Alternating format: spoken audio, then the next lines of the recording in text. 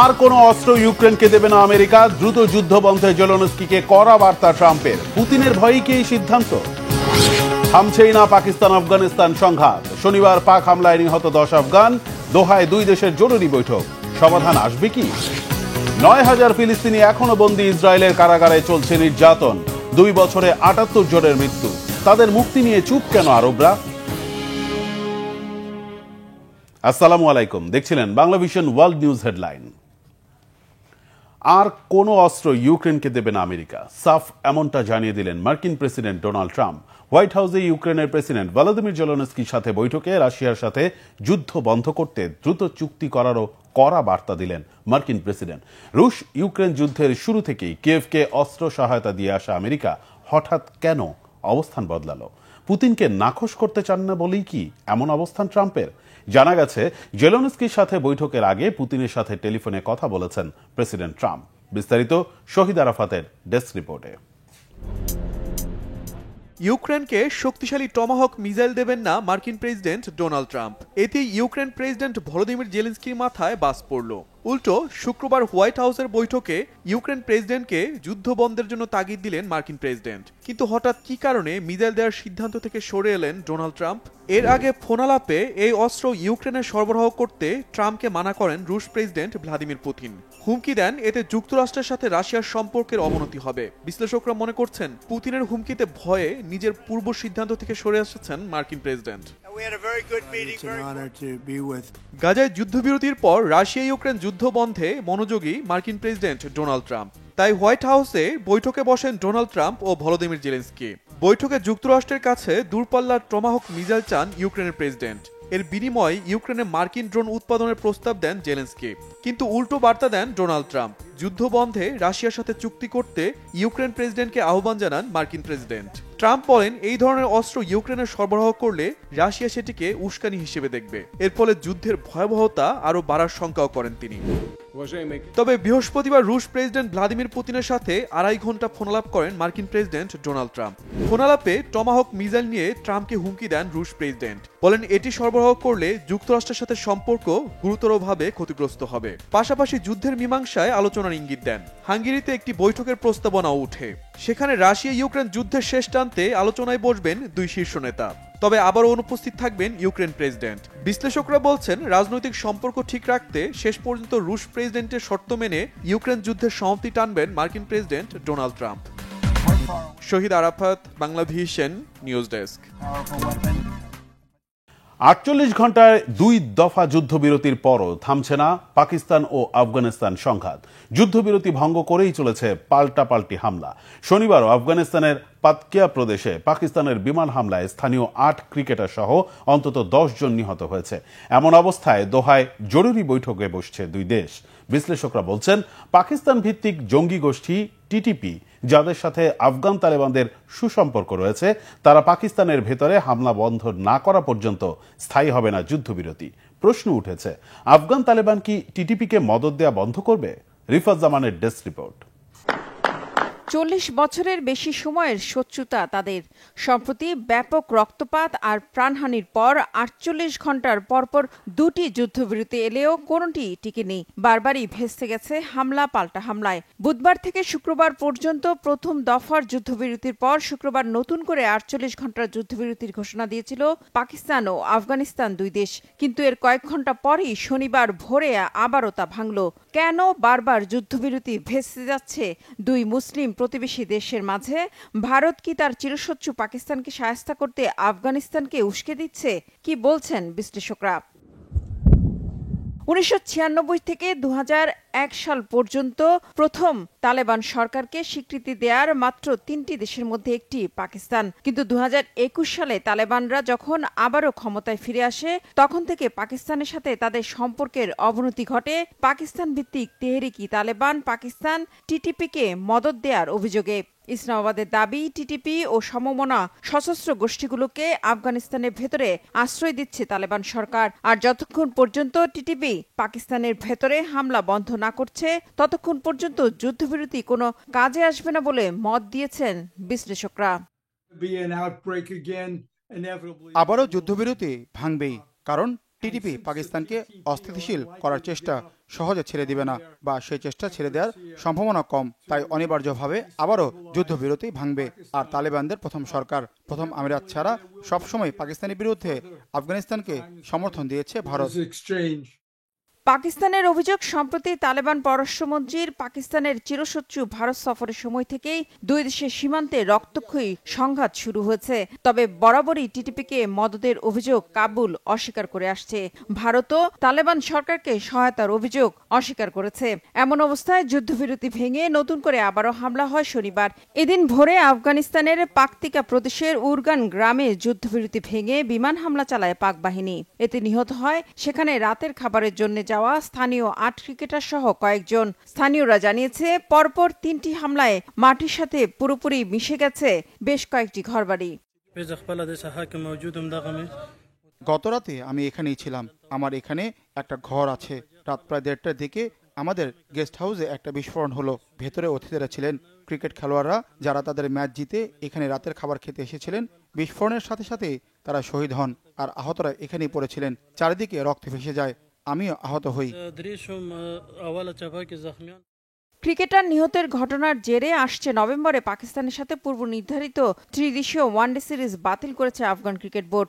এক পাক নিরাপত্তা কর্মকর্তা জানিয়েছেন, পাকিস্তান ভিত্তিক জঙ্গি গোষ্ঠী তেহরিকি তালেবান পাকিস্তান টিটিপির সাথে যুক্ত স্থানীয় গোষ্ঠী হাফিজগুল বাহাদুর গ্রুপকে লক্ষ্য করে আফগান সীমান্তবর্তী এলাকায় বিমান হামলা চালিয়েছে পাক বাহিনী। ইসলামাবাদের দাবি, এই গোষ্ঠীটি আফগান সীমান্তবর্তী পাকিস্তানের একটি সামরিক শিবিরে আত্মঘাতী বোমা হামলা চালিয়ে ৭ পাকিস্তানি আধা সামরিক বাহিনীর সদস্যকে হত্যা করেছিল।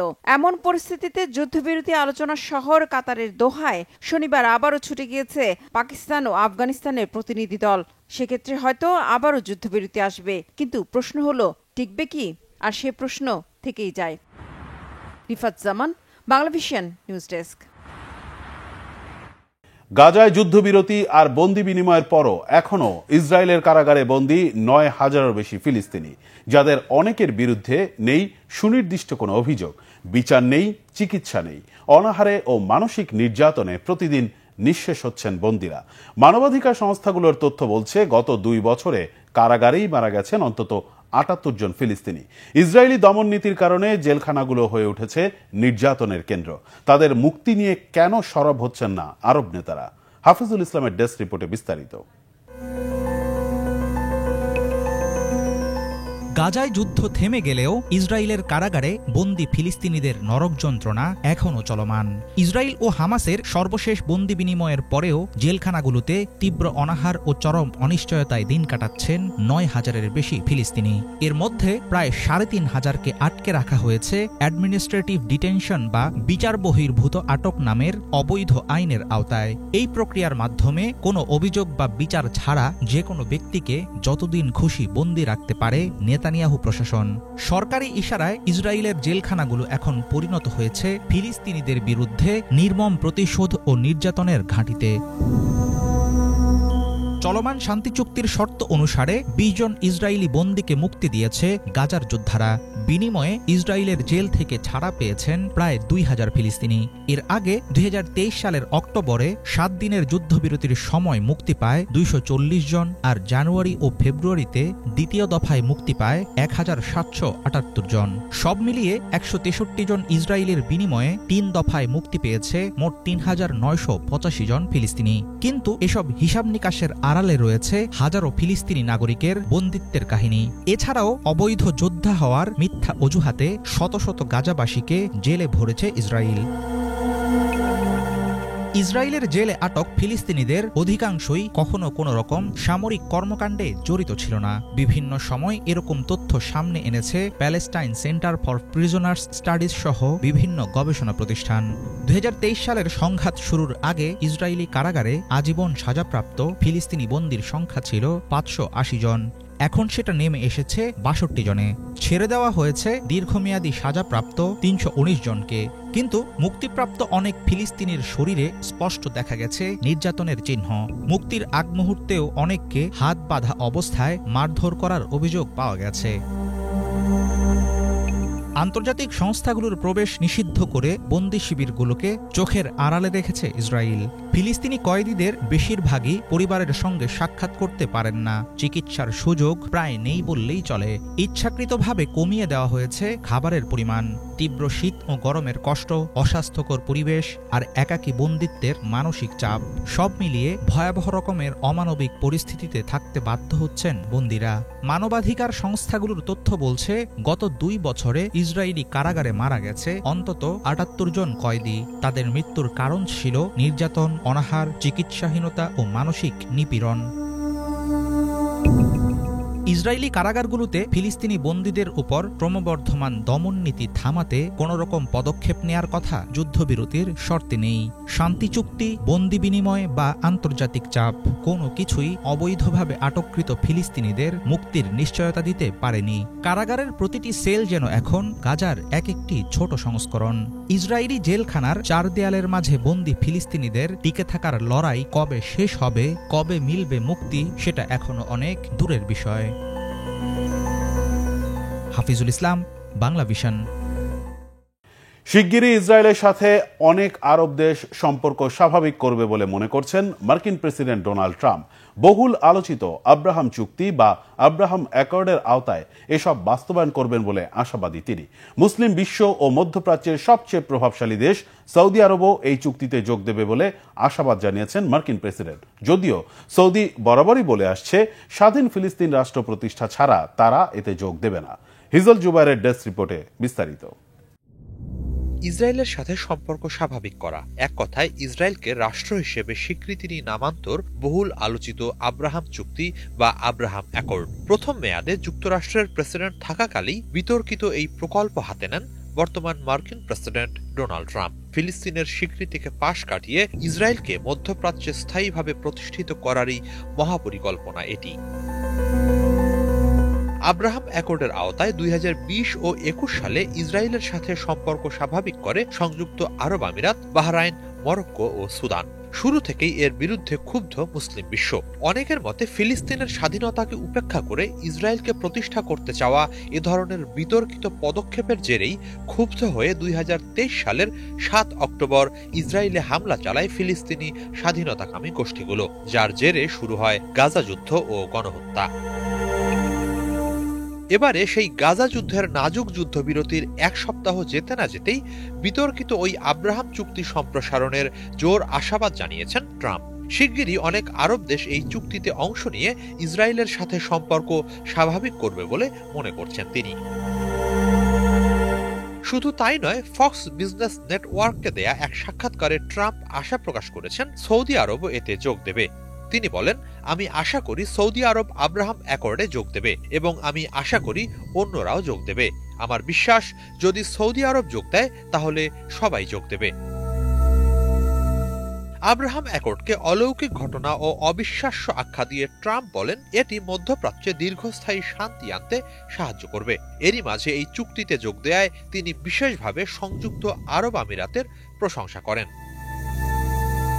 2020 সালে হোয়াইট হাউসে জমকালো এক আয়োজনে আব্রাহাম চুক্তিতে স্বাক্ষর করে ইসরায়েল, সংযুক্ত আরব আমিরাত ও বাহরাইন। পরে একই বছর ডিসেম্বরে ও 2021 সালের জানুয়ারিতে এতে স্বাক্ষর করে যথাক্রমে মরক্কো ও সুদান। তবে এরপর অনেক কিছুই বদলে গেছে। ইসরায়েল গত 2 বছর ধরে গাজায় যে গণহত্যা চালিয়েছে, সেই সঙ্গে দখলকৃত পশ্চিম তীরে দমন পীড়নের মাত্রা বাড়িয়েছে, তাতে পরিস্থিতি জটিল হয়েছে। শুধু তাই নয়, ইসরায়েল এবছর কাতার সহ 6টি দেশে বোমা হামলাও চালিয়েছে, যার কূটনৈতিক প্রতিক্রিয়া এতটাই তীব্র ছিল যে শেষ পর্যন্ত ট্রাম্পকেই গাজায় যুদ্ধবিরতির জন্য ইসরায়েলের ওপর চাপ প্রয়োগ করতে হয়। তারপরও নতুন করে আব্রাহাম অ্যাকর্ড সম্প্রসারণের পায়তারা চালাচ্ছে যুক্তরাষ্ট্র ও ইসরায়েল। যদিও সৌদি আরব একাধিকবার স্পষ্টভাবে জানিয়েছে, তাদের দিক থেকে ইসরায়েলকে স্বীকৃতি দেওয়ার শর্ত হল ফিলিস্তিনিদের অধিকার নিশ্চিত করা এবং একটি স্বাধীন ফিলিস্তিন রাষ্ট্র প্রতিষ্ঠা। হিজল জুবায়ের, বাংলা ভিশন। তরুণদের বিক্ষোভে সরকার পতনের পর মাদাগাস্কারের ক্ষমতায় এলো সেনাবাহিনী। বিশ্লেষকদের মতে এটি শুধু মাদাগাস্কারের নয়, বরং আফ্রিকা জুড়ে এক সতর্কবার্তা। বিশ্বজুড়ে জেনজি প্রজন্ম যখন দুর্নীতি, বেকারত্ব ও ব্যর্থ নেতৃত্বের বিরুদ্ধে সোশ্যাল মিডিয়াকে হাতিয়ার বানিয়ে পরিবর্তনের দাবিতে রাস্তায়, আফ্রিকায় তরুণদের এই উত্থান আগামী দিনে আরও রাজনৈতিক অস্থিরতা ডেকে আনতে পারে বলে আশঙ্কা করছেন বিশ্লেষকরা। হাফিজুল ইসলামের আরেকটি ডেস্ক রিপোর্ট। মাদাগাস্কারের নতুন প্রেসিডেন্ট হিসেবে দায়িত্ব নিয়েছেন সাম্প্রতিক অভ্যুত্থানের নেতা কর্নেল মাইকেল রেন্ড্রিয়ানিরিনা। গত 17 অক্টোবর তার উৎসবমুখর শপথ অনুষ্ঠানের দৃশ্য দেখে বোঝার উপায় নেই কিছুদিন আগেই ক্ষমতাসীন প্রেসিডেন্টকে দেশ ছাড়তে বাধ্য করেছে সেনাবাহিনী। তরুণদের নেতৃত্বে শুরু হওয়া বিক্ষোভের জেরে শেষ পর্যন্ত পতন ঘটে দেশটির সরকারের। তবে শুধু মাদাগাস্কার নয়, সাম্প্রতিক বছরগুলোতে আফ্রিকা, এশিয়া ও লাতিন আমেরিকার বিভিন্ন দেশে দেখা গেছে রাজনৈতিক ঝড়। বিশ্বজুড়ে তারুণ্য নির্ভর ক্ষমতার পালাবদলের কেন্দ্রবিন্দুতে রয়েছে জেনজি প্রজন্ম। সোশ্যাল মিডিয়াকে ব্যবহার করে তারা নাড়িয়ে দিচ্ছে একের পর এক ক্ষমতাসীনদের গদি। দুর্নীতি, বেকারত্ব ও ব্যর্থ নেতৃত্বের বিরুদ্ধে জেনজির ক্ষোভ ধীরে ধীরে প্রভাব ফেলছে বিশ্বের রাজনৈতিক অঙ্গনে। 2024 সালে বাংলাদেশে ছাত্র জনতার আন্দোলন পতন ঘটায় তৎকালীন প্রধানমন্ত্রী শেখ হাসিনার। সামাজিক যোগাযোগ মাধ্যমে নিষেধাজ্ঞা ও দুর্নীতির প্রতিবাদে নেপালে তরুণরা সরিয়ে দেয় ক্ষমতাসীন প্রধানমন্ত্রীকে। 2022 সালে শ্রীলঙ্কার তরুণরা ক্ষমতাচ্যুত করে প্রেসিডেন্ট গোতাবায়া রাজাপক্ষকে। এবার মাদাগাস্কারকেও ছুঁয়ে গেল সেই ধারা। তবে এর মধ্যে আছে কিছু পার্থক্য। বাংলাদেশে নতুন নেতৃত্ব আশা জাগিয়েছিল গণতান্ত্রিক পরিবর্তনের, কিন্তু মাদাগাস্কারে ক্ষমতা গেছে সেনাবাহিনীর হাতে। সেনাবাহিনীর সমর্থন তরুণদের আন্দোলনকে দ্রুত সফল করলেও গণতন্ত্র বাস্তবায়নে সেনাশাসনই হয়ে উঠতে পারে বড় বাধা। মাদাগাস্কারে আন্দোলন ও সরকার পতনের প্রভাব ছড়িয়ে পড়তে পারে গোটা আফ্রিকা জুড়ে, এমনটাই মনে করছেন ভূরাজনৈতিক বিশ্লেষকেরা।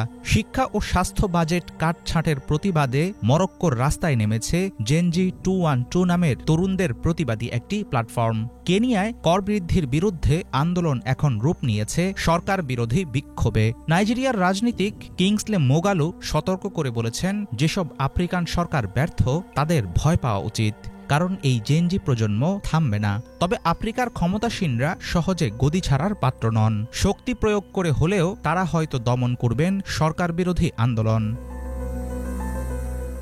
আফ্রিকার ঘনিয়ে ওঠা সংকটের মূলে রয়েছে ক্ষমতাসীন সরকারগুলোর শাসনের ব্যর্থতা। এর সঙ্গে বিপদ বাড়িয়েছে ধনিক শ্রেণীর সীমাহীন দুর্নীতি, চরম দারিদ্র্য ও ক্রমবর্ধমান বেকারত্ব। মহাদেশটির অর্ধেকের বেশি মানুষ এখন বয়সে তরুণ।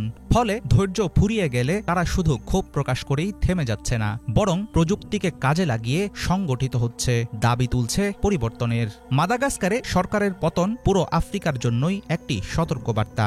জেনজি ও তরুণ প্রজন্মের ক্ষোভ থামাতে না পারলে পরবর্তী সরকারের পতন কেবল সময়ের অপেক্ষা। হাফিজুল ইসলাম, বাংলা ভিশন। এই ছিল আজকের মতো। সাথে থাকায় ধন্যবাদ।